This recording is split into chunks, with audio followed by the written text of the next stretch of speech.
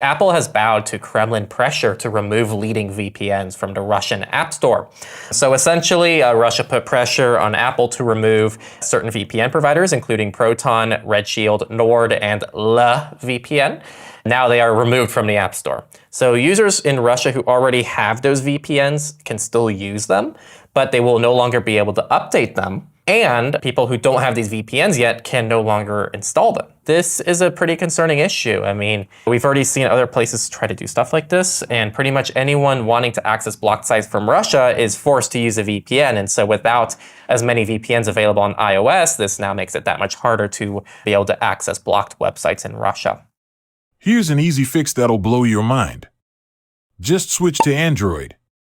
You'll have more VPN options to pick from, and you can even install apps outside of Google's Play Store.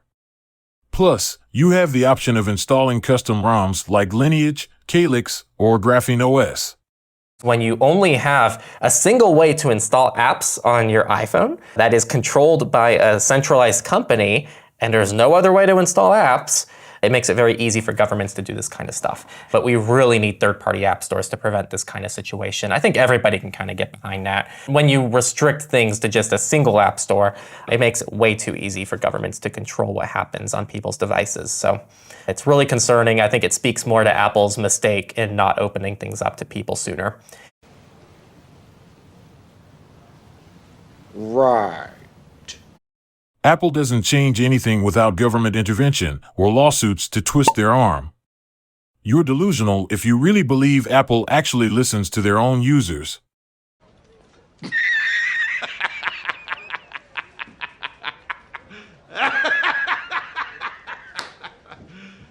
You serious? So I really blame Apple for the situation they've created here. It's not good. And yet you continue to shill Apple to your viewers.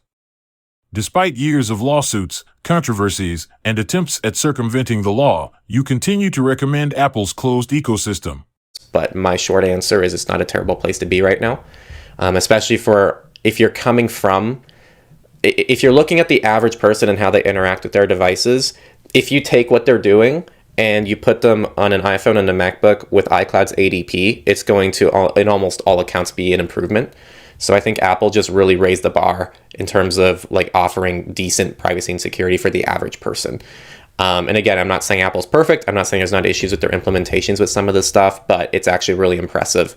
In fact, for the highest security threat models, Apple's kind of your best option right now from what I've been able to tell, because there's no other operating system that's been proven to be able to fight off spyware, which is what Apple's lockdown mode has been proven to do now on several occasions. It's really impressive. Now let's cheer up with the award for what I'm most excited for, not just from 2023, but how it's going to actually impact privacy and security going forward.